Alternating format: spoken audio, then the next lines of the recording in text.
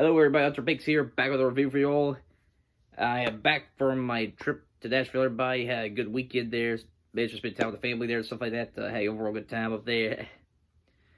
But now I'm back here with some pretty making videos for you all here by Arrow today. We had time of the month to get everybody for a review for WP reviews, everybody. Last night, everybody, we had Fastlane, everybody. So managed to see the show there. So I'm here to give my overall thoughts on some of it. So let's go get right into it, everybody. Yeah, this is the first pay-per-view that was available on Peacock there for WWE. I said before, I mentioned like past couple months now there, WWE, NBC Universal made a deal where also for network, so we move over to Peacock there, and WWE Network will eventually shut down. I believe it'll shut down April 4th there, so this was the last pay-per-view to watch on the network there, as well as the first pay-per-view to watch on Netflix, so yeah. Everyone, I have heard some people say they had issues there with Peacock. Now, I didn't necessarily have any issues watching it live. I didn't necessarily have an issue with the live feed everybody. There was only like one part where it was like a little pixelated, but that was about it. Things were working just fine for me. I have heard some people, have trouble with Peacock there, whatnot, but it was the first show, everybody. I'm sure WWE and NBC Universal will make sure that it won't happen for future live events there for WWE and stuff like that there, so yeah. But anyways, everybody, let's go get right to everybody. I'll quickly go over the kickoff show match up there. The kickoff match, everybody, for the pre-show, then on to the main show, everybody. In the kickoff show, everyone, we had Matt Riddle defend the United States Championship against Mustafa Ali there. There's been a little feud between the two of them there, whatnot. That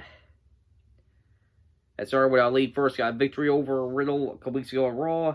They had a title match, I believe it was this past Monday night there, but they just kind of backfired there, for Retribution. They tried to help out Ali there, but there was a little miscommunication there, whatnot. That eventually led to Riddle getting the win over Mustafa Ali there, and now they're getting a rematch here, so yeah. Anyway, I gotta say, this is probably one of the best pre-show matches we've had in quite a while there. Ali and Riddle really put up a really good matchup here.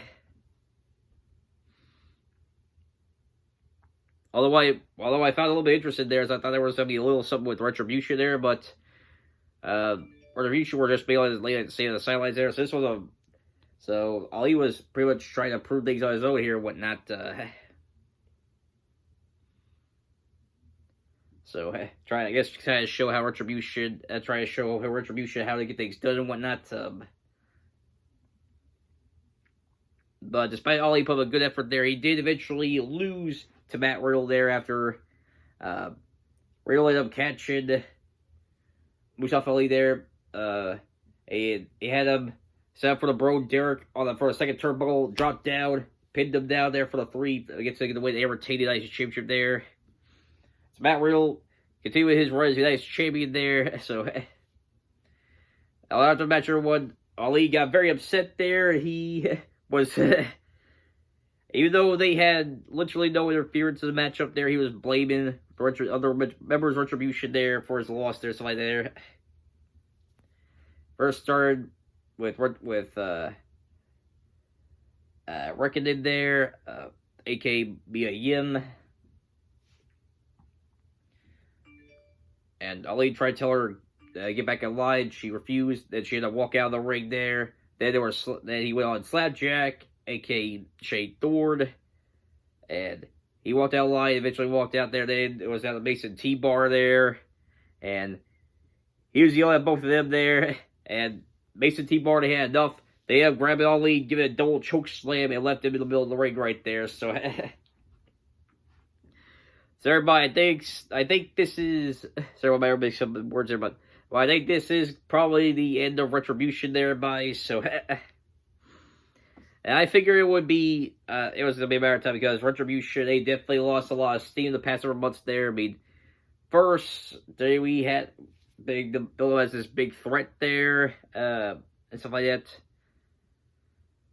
But after the other members started revealed themselves and whatnot, they got relegated to be on just Monday Night Raw there, so Raw and SmackDown, and well, they've their threat level quickly, was diminished over time there, especially after their loss to the Hurt Business there. So I feel like this is probably best for everybody involved here. Now the individual members of Retribution there can quit being these random characters there with bad names. Be able to be yourself again. So it's getting Shane Thorne and Dio Man and Dominik Djokovic. As for Mustafa Ali one, I don't know exactly what's going to happen with them there. I have heard a rumor that he has been working with an injury there, so this is probably a way for WWE to kind of write him off television there, so that way he'll have time to recover there and stuff like that, and maybe we'll see what will come from him after he returns and whatnot, so yeah. Overall there, I thought it was a pretty good matchup there. Like I said, one of the best pre-show matches we've had in quite a while there. And it'll be interesting to see what's going to be happening now that Retribution is no longer a thing there, and see what's going to be happening about Riddle going to WrestleMania there, so yeah.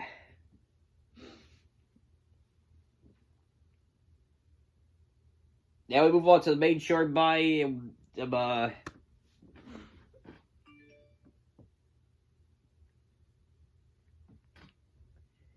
as it kicked off with the Women's Tag Championship matchup there, with Nia Jax and Shayna Baszler defend titles against Bianca Belair and Sasha Banks for a rematch for relationship there. And everyone, for those of you who saw my predictions of everybody, I told you this was definitely up there as one of the most pointless matches on the show, in my opinion. There, since we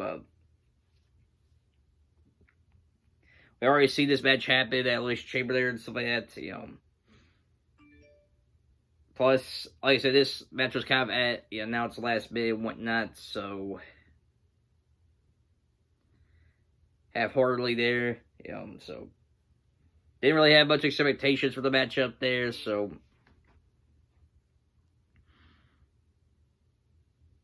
the only thing this matchup really did there was kind of build up more tension with Sasha and Bianca Belair, and to an extent, Nia Jax and Shayna Baszler, although Nia and Shayna Baszler bounced back there, so that, but we might see a breakup between those two down the line,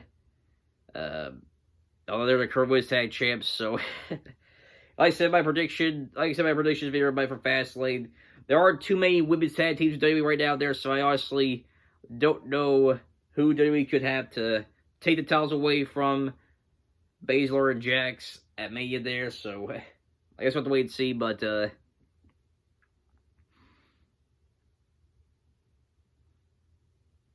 like I said, didn't really have much expectations for the matchup there. I mean, it wasn't necessarily bad per se or anything like that, but it wasn't that exciting either there, It felt like I said before, it just felt like it was just kind of there as an extra match for the show there and stuff like that, so at the end of the matchup there,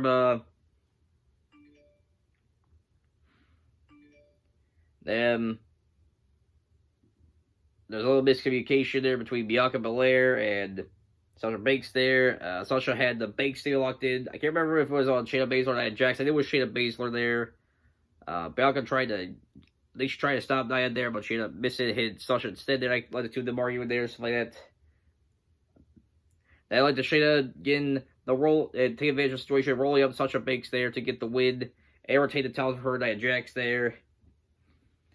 And after the match there, Sasha, Bianca argued some more there. Sasha pretty much called Bianca a rookie there and stuff like that. She told her she's not ready for WrestleMania there and stuff like that.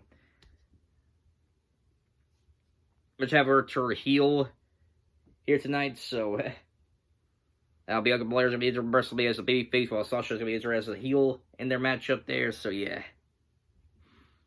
overall, not really much for this match. Expect much for this match. One, it did what it needed to do there. It's kind of set up things up for, build up more tension between Sasha and Bianca there. But that's really about it, so. I'm so excited to see Bianca and Sasha WrestleMania there, but this match was not that exciting there, I feel like WWE really needs to do something to kind of revamp the women's tag team championship picture there. So. But for I feel like there's a sort of the matches for championships are just sort of there. You know what I mean? I guess we'll wait and see as WrestleMania gets a little bit closer. So yeah. Next, everybody, was the Intercontinental match between Big E and Apollo Crews there. Like I said before, there was a few build up between these two for a little while in SmackDown there, and now they're having the matchup here. And it was a good matchup there, although it lasted a lot shorter than I expected there. It only lasted about 5 minutes there. Although Apollo and Big E went at each other within the 5 minutes they got there. 5 minutes of the matchup that was there, so like that. Although it did rather lackluster way there, as B apparently retained there by rolling up Apollo Crews there. Although based on how the camera was, there was kind of debatable if that was the case there, because from what I saw there, it looked like both guys had their shoulders down there, so that but nevertheless, Big E managed to retain the championship there. Apollo got upset, tapped Big E some more, laid him out. And it looks like they're going to continue this feud going to WrestleMania there. So I have a feeling this was going to happen there. I said my prediction video that was probably the one matchup there was going to be kind of hard to predict the winner there, but I have a feeling that they was going to do something there to have Big E come out top, or at least some way have him retain the championship there and eventually continue this rivalry into WrestleMania there. So yeah. I said overall, still a good matchup there, but it lasted a lot shorter than I expected there. I wanted to see them go at a little longer there, and finish was kind of lackluster there. So yeah.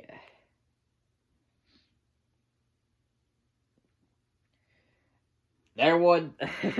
Next matchup here, everybody, is probably the one matchup I forgot my prediction of everybody, but be honest, everybody, considering how this rivalry's been booked on Raw, can't necessarily blame me too much there, but this next matchup was supposed to be Braun Strowman versus Shane McMahon.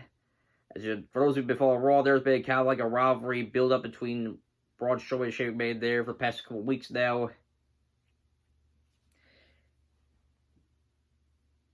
Which, best way to kind of describe this rivalry is Shane McMahon pretend to be Bugs Bunny outsmart a big dumb brute, which is Braun Strowman's situation there. Except you just take all the entertainment aspects out of it. That's pretty much the best way to describe this rivalry between Shane and Braun there. I mean, but anyways, they were supposed to have a matchup tonight there, but Shane McMahon got injured.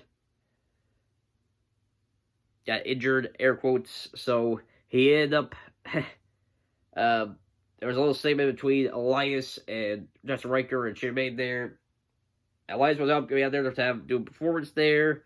Elias was out trying to get Shane to add him to WrestleMania somehow there, but Shane managed to use the situation there, have Elias as his replacement for the match with Strowman there.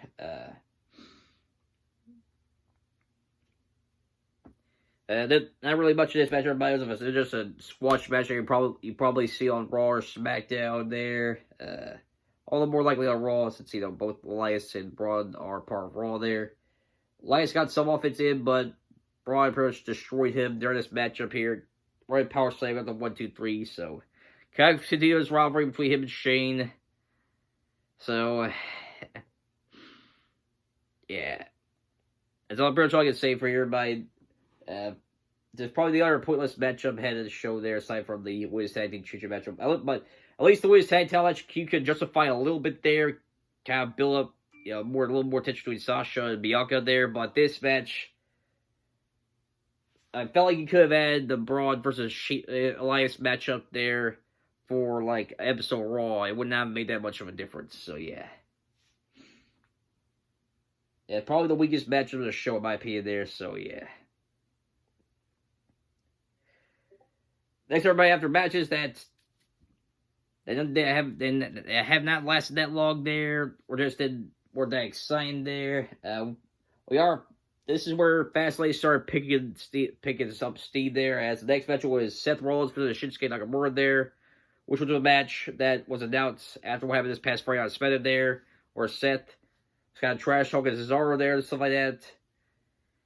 And those who've been having a few past weeks there, and Shinsuke Nakamura came out to tell Seth to shut up there, attacked him there. Since those who remember, Shinsuke and Cesaro have had a good friendship there the past year or so now.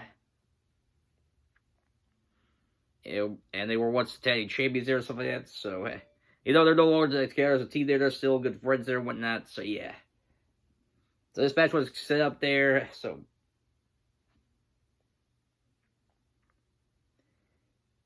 and for match was that last minute there, this was a very good match between I'm so very sorry, everybody. I don't know why I keep getting names mixed up there. Sheamus ain't gonna compete until later on there. For some reason, I keep getting names mixed up ahead there. But anyways, Shinsuke and Seth, they had a very good matchup here. Very good back and forth action here.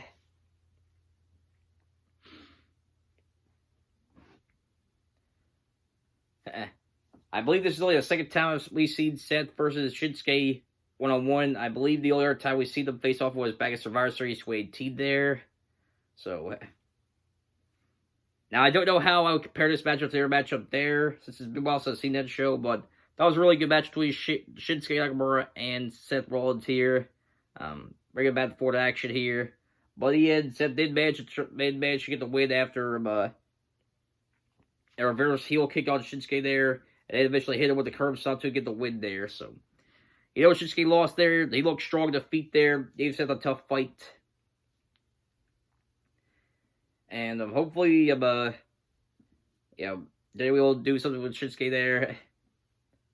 As they've been kind of having him go back to him, his original persona there. Back when we first started WWE there. We first came to the main roster and we was part of NXT, stuff like that there. So, yeah. Overall, very good matchup here. Good for Seth Rollins there. It gets him some momentum there for his eventual match with Cesaro there, which I believe will probably have him WrestleMania there. Even though Shinsuke lost, he looked short of defeat there. I'm very looking forward to see what he'll be doing next there, so yeah.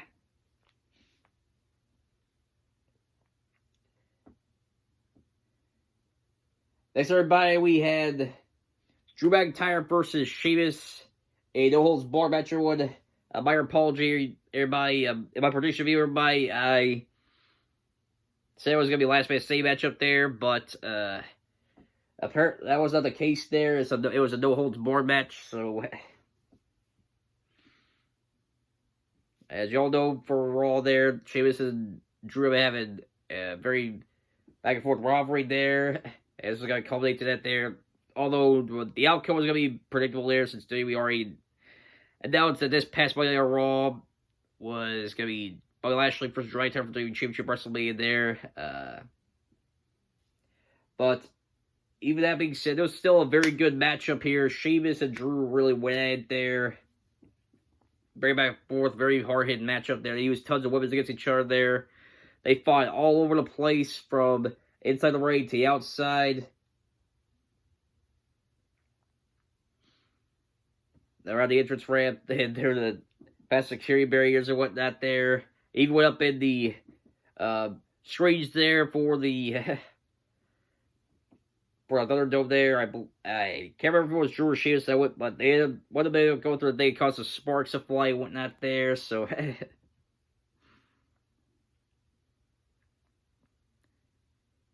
was a crazy match everybody. But in the end, Drew McIntyre did manage to turn table on Sheamus there. Fight got its way back to the ring, and Drew managed to hit the Claymore to get the win over Sheamus here. They get him momentum for his match with Bobby Lashley at WrestleMania for the WWE Championship there. Overall, very good matchup here. Definitely good for Drew there, getting momentum for WrestleMania there. Even though Sheamus lost, he looked strong to defeat there. And hopefully, maybe sometime after WrestleMania there, we'll see Sheamus possibly become a challenger for the championship there. So, I'll wait and see there. But overall, very good matchup there. So, yeah. Really like this matchup here.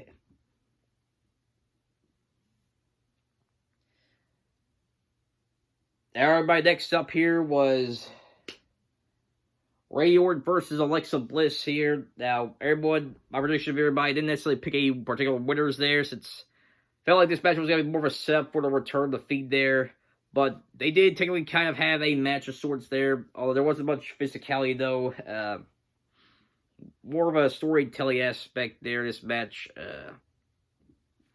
Alexa Bliss used some supernatural powers there.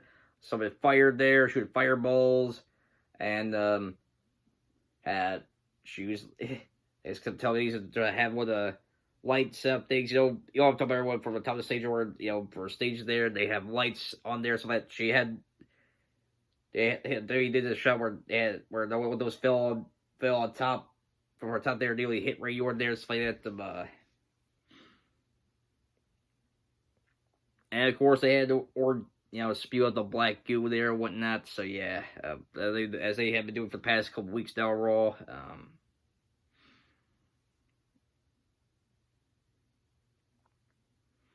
But the match does eventually make its way back to the ring there, and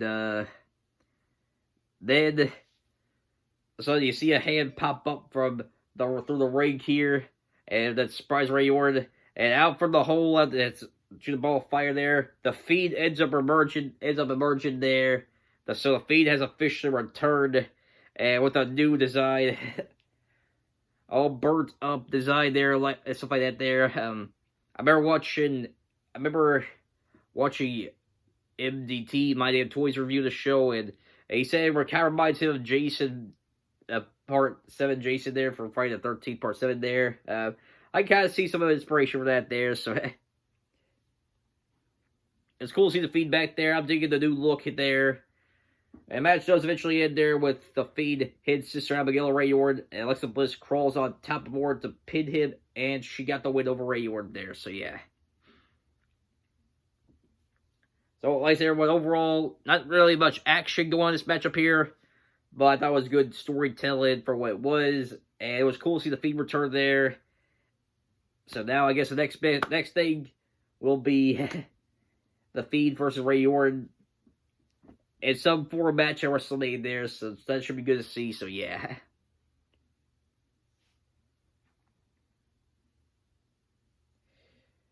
And last but certainly not least, everybody, we have the main event of the evening there, which is Roman Reigns versus Daniel Bryan for the Universal Championship, with Edge as a special guest enforcer, since Edge did win this past episode of SmackDown there to become the special guest enforcer for the match between him and Jey Uso. So Edge was already excited there. It was a job to kind of come on in case something happens to the referee and whatnot there, officiate the match. So yeah. And what I gotta say, this was a very, very good match between Roman Reigns and Daniel Bryan there. Very back and forth matchup there. And very good storytelling aspects there to it there as well. Or there were times where Daniel Bryan looked like he was going to beat Roman, turn the tables there, beat down Bryan, but Bryan kept fighting back there and whatnot. But eventually, shenanigans do happen there. As Roman Reigns moved out of the way there, as Daniel Bryan was going to hit the running knee. He ended up hitting the referee instead there as Roman dodged it. The referee got knocked out. So Edge came on to the matchup there. And that's when Roman and Daniel kept on fighting there, stuff like that. Although Roman did hit the spear on Daniel Bryan there. Edge went for the count for the pin, but Daniel Bryan kept that 2 there. The fight kept on continuing there. And then eventually Daniel Bryan locked in the yes lock there. Edge in position there to see if Roman Reigns was going to be tapping out there and stuff like that. But then Jey Uso come in there, super kicking Edge, super kicked Daniel Bryan there.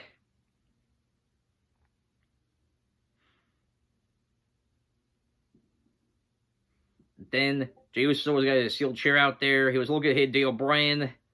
But Bryan moved out of the way. Managed to take out Jey Uso there. Then Daniel Bryan grabbed the chair there. He meant to hit Roman, but again, Roman moved out of the way. Then he ended up hitting Edge instead there. So Edge got to take it down again there.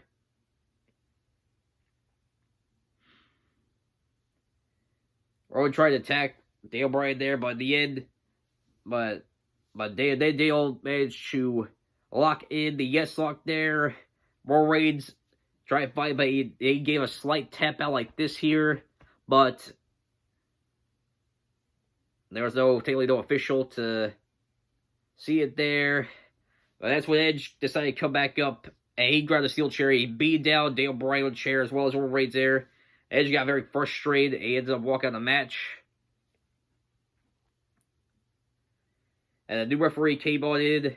Roman Reigns managed to crawl over to Daniel Bryan. The referee counted to 1, 2, 3. And Roman Reigns managed to retain the Universal Championship. So overall, great matchup here between Daniel Bryan and Roman Reigns there. A match I'd like to contender there. Yeah. Maybe early contender for match of the year there, so the very back and forth there, and the end definitely setting up for a potential change in the main event there by, as now the doors have opened there for a potential setup for a triple threat match between Edge, Roman Reigns, and Daniel Bryan for Universal Championship there at WrestleMania 37 there. Shades of 7 years ago. As y'all remember, WrestleMania 30, Daniel Bryan officially got inserted in the triple threat matchup there after defeat Triple H at the beginning of the show. Then the show ended off there with Daniel Bryan managed to defeat Batista and Randy Orton in a triple threat match to win the WWE Championship. So, or we gotta see a repeat of that for WrestleMania 37. I'll wait and see. But overall, great matchup there. Definitely interested to see what's gonna be happening with the Universal title picture here after the conclusion of the matchup. So, overall, everybody, Fastlane, while it had a slow first hour or so, it managed to pick back up there, man, and managed to pick itself back up, and turned out to be a good show overall there. Good final show before WrestleMania, so I thought it was overall good first show for Peacock there, for WWE era Peacock there, so yeah. It'll be interesting to see what's going to be happening with WrestleMania there.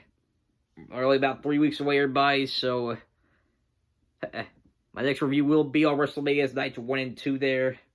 Although I don't know if I'll be just doing one night separately there, or just do both nights in one video there. So if you all y'all can let me know down in the comments below which way you think's the better option. Do you want me to try to review what nights 1 and 2 separately there, or do it all in one big video there? So and I'm pretty much running up for that, everybody. I'll see y'all next time. If you like what we saw here, be sure to the like button, new channel, hit the subscribe, hit the bell notification icon with any uploads. I will see y'all next time. Until then, sir, big sign out. Peace.